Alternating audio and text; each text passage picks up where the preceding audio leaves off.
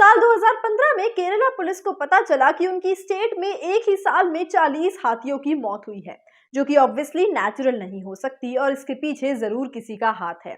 अब क्योंकि हाथी केरला के एक रेयर जंगल में ही पाए जाते हैं, इसीलिए पुलिस ने उन जंगलों के सभी वुड कटर्स को एक साथ बुलाया और उनके घर पर रेड मारी। उनके बैंक बैलेंस से लेकर उनके कॉल रिकॉर्ड्स तक सब कुछ चेक किया गया, जिसके बाद एक वुड कटर जिसका नाम था साई राम, उसके बैंक में 12 करोड़ रुपए मिले। जब उसके कॉल रिकॉर्ड्स निकाले गए तब उसके फोन से कम रोज 20 कॉल्स दिल्ली जाती थी।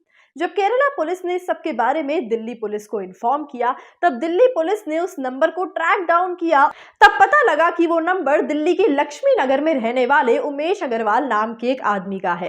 पुलिस ने बड़े ही ध्यान से उसकी एक्टिविटी को काफी दिनों तक मॉनिटर किया और फिर एक दिन बिना किसी हिंट के उसके घर पर पहुंच गए।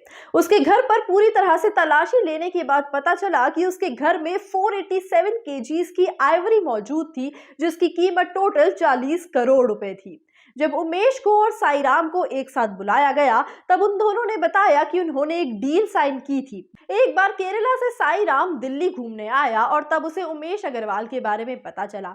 उमेश अग्रवाल नॉर्मल आर्टिफैक्ट्स की सेल करता था और उन दोनों ने ये प्लान बनाया कि केरला के जंगलों से साईराम आइवरी लाया करेगा, लेकिन क्योंकि उसके घर में ये सब रखने की जगह नहीं है, इसीलिए दिल्ली में उमेश अग्रवाल इसे अपने पास स्टोर करेगा और फिर वो दोनों इसे मिलकर बाहर एक्सपोर्ट करेंगे और जितने भी पैसे मिलेंगे उनका प्रॉफिट इन दोनों में आधा आधा बटेगा।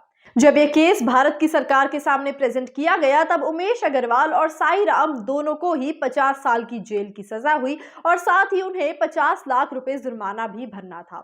हालांकि ये जुर्माना भरने में वो आज तक कामयाब नहीं हुए, लेकिन उनकी जेल की सजा और भी बढ़ा दी गई है और अब वो लाइफ टाइम इम्प्रिजनमेंट भुगत रहे हैं। बता दें कि ऐसी ही कोई कहानी दिखाई जा सकती है आने वाली मूवी पुष्पा पार्ट 2 में।